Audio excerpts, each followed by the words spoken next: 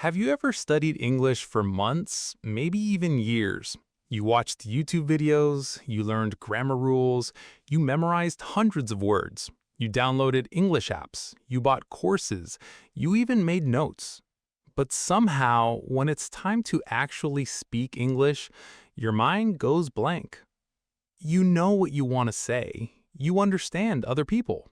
You can recognize English when you hear it, but speaking, it still feels difficult. And here's the frustrating part. You might think, maybe I'm just bad at English. But what if that's not the problem? What if the way you've been studying English is actually keeping you stuck?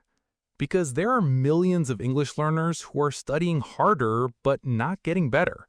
They're spending more time with English but getting less confidence from it. And today, we're going to change that. I'm going to show you 7 common mistakes that can keep you stuck in English, and more importantly, what you should do instead. So stay until the end because mistake number 7 is one of the biggest reasons people study English for years without becoming comfortable speakers. Let's begin. Mistake number 1, studying too much grammar. Let's start with something almost every English learner does, grammar. You study the present tense, then the past tense, then conditionals, then prepositions, then articles, then irregular verbs, and suddenly you know dozens of grammar rules. But someone asks you, "What did you do yesterday?" And you start thinking, past tense, okay, subject, verb. Wait, is this correct? By the time you finish building the sentence in your head, the conversation has already moved forward. Here's the problem. Grammar is important, but knowing a rule and using a rule automatically are two different skills. Think about driving. You can read a book about driving. You can memorize every traffic rule. You can learn what every road sign means. But that doesn't mean you can immediately drive confidently through a busy city. You need practice. Your brain needs experience. English works the same way. Don't just study, this is the past tense. Use it. Say, I watched the movie yesterday. I went to work. I talked to my friend. I didn't sleep well.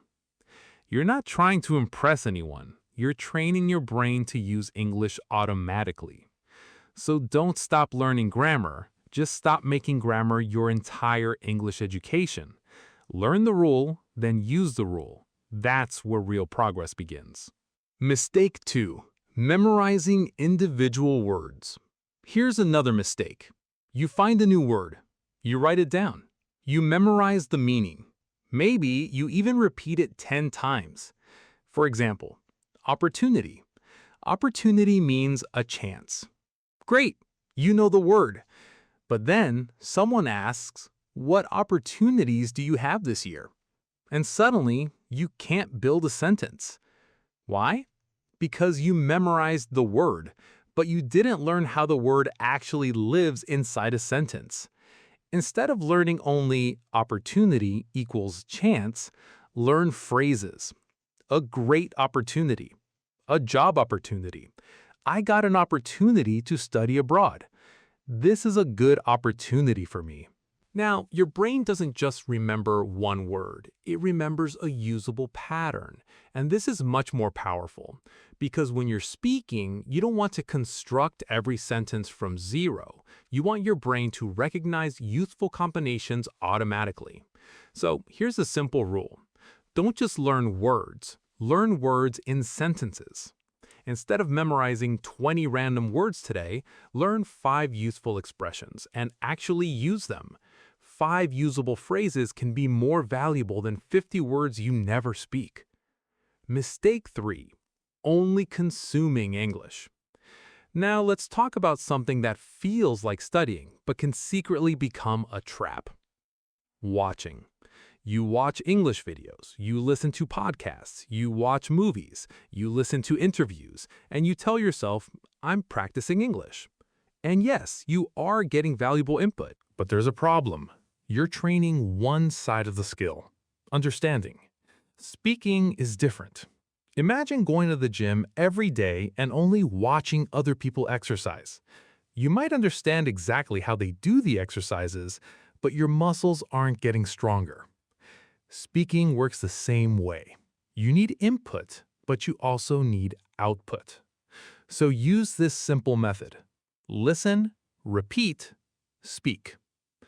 Listen to one sentence. Pause. Repeat it. Then create your own sentence. For example, you hear, "I'm trying to improve my English." Repeat it. Then change it.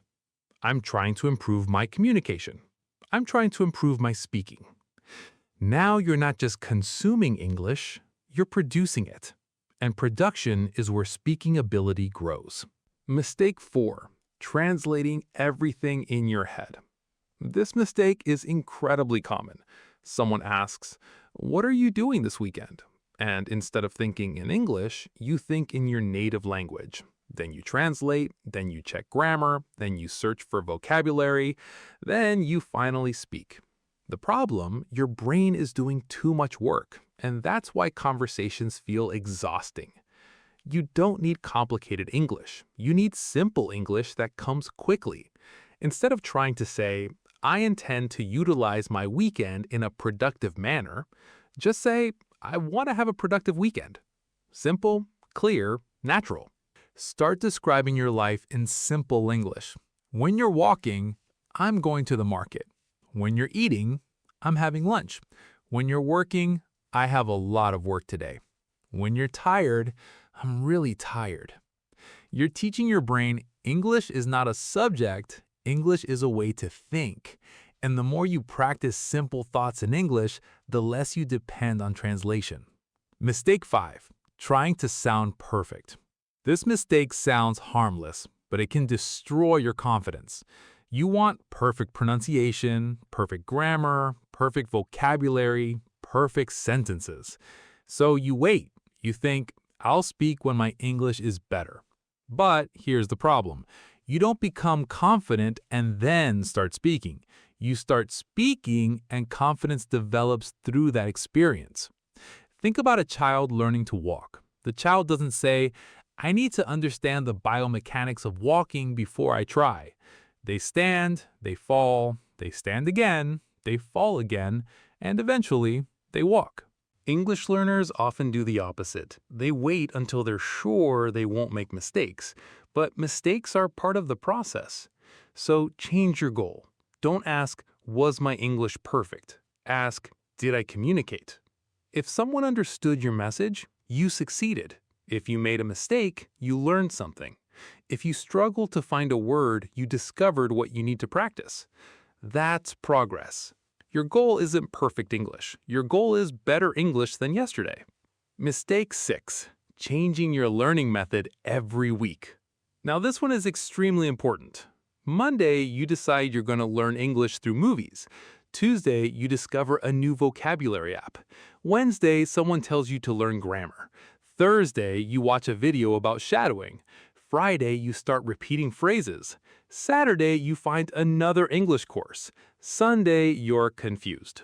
And the next week, you start something completely different. Does this sound familiar?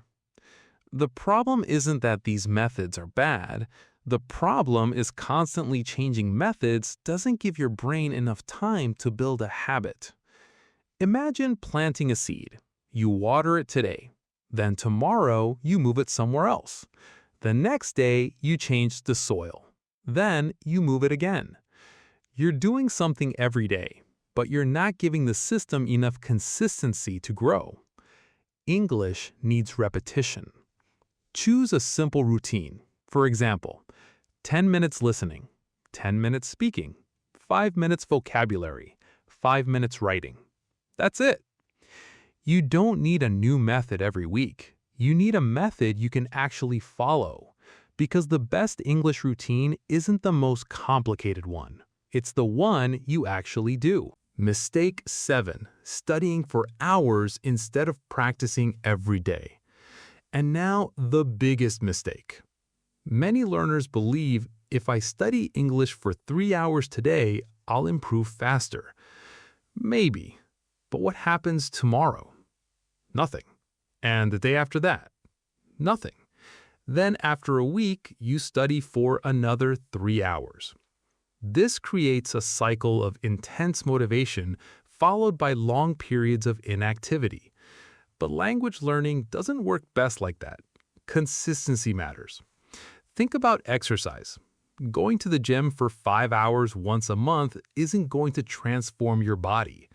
But a smaller amount of exercise done consistently can create enormous changes over time. English is similar. You don't need to spend your entire day studying. You need regular contact with the language. Even 30 focused minutes every day can become powerful when you repeat it for months.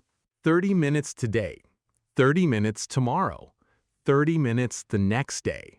At first, you might not notice much, but after 30 days, something changes. After 60 days, you notice more. After 90 days, you may look back and realize, I couldn't do this before. That's the power of consistency, the better way to study English. So, let's put everything together. If you want to improve your English, don't just study harder, study smarter. Here's your new system. Step 1. Learn. Learn a small amount of useful English, not hundreds of random words. Choose phrases you can actually use. Step 2. Listen. Listen to real English every day. Pay attention to pronunciation, rhythm, and common expressions. Step 3. Repeat.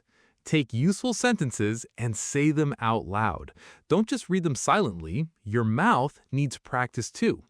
Step 4. Use. Create your own sentences. Talk about your life, your work, your goals, your family, your plans, anything. Step 5. Review. Come back to the same words and phrases. Repetition makes them easier to remember. Step 6. Speak.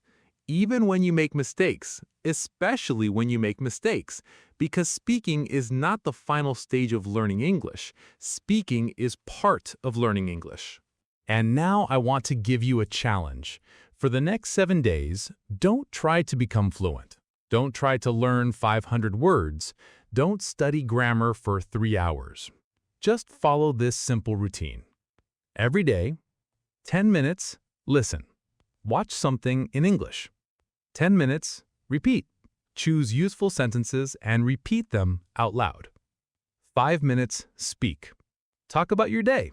No script, no translator, no perfection. 5 minutes, review. Review the phrases you learned. That's only 30 minutes a day. But here's the important part. Do it for 7 days without missing a day. On day 1, speaking might feel uncomfortable. On day 2, still uncomfortable. Day 3, you may notice something. The sentences start coming a little faster. Day 4, you hesitate a little less. Day 5, you recognize phrases more quickly. Day 6, you feel more comfortable. And day 7, you may realize something important. You didn't become a completely different person. You simply gave your brain enough repetition to start making English feel more familiar. And that's how progress happens, not in one giant moment, but through hundreds of small moments.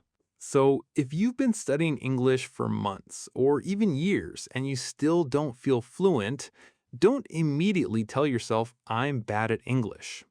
Maybe you don't need more motivation. Maybe you don't need another course. Maybe you don't need another vocabulary list. Maybe you simply need to change the way you practice. Stop studying English only to know more. Start practicing English to use more. Stop waiting until you're perfect. Start speaking while you're improving. Stop collecting words. Start using phrases. Stop changing your method every week. Start building one consistent routine. And most importantly, stop measuring your progress by how much English you studied. Measure it by how much English you can actually use. Because the goal isn't to know English. The goal is to communicate in English. One sentence, one conversation, one mistake, one improvement at a time. And remember this, you don't need to study English more. You need to use the English you already know. If this video helped you understand why you've been feeling stuck, don't just watch the next video. Take one thing from this video and practice it today. And if you want to improve your English speaking, listening, vocabulary, and communication step by step, subscribe to the channel because every week we're going to make English simpler, more practical, and easier to use in real life. You don't have to become fluent tomorrow. You just have to become a little better today. Keep learning, keep speaking, and never let the fear of making mistakes stop you from becoming the person you want to become.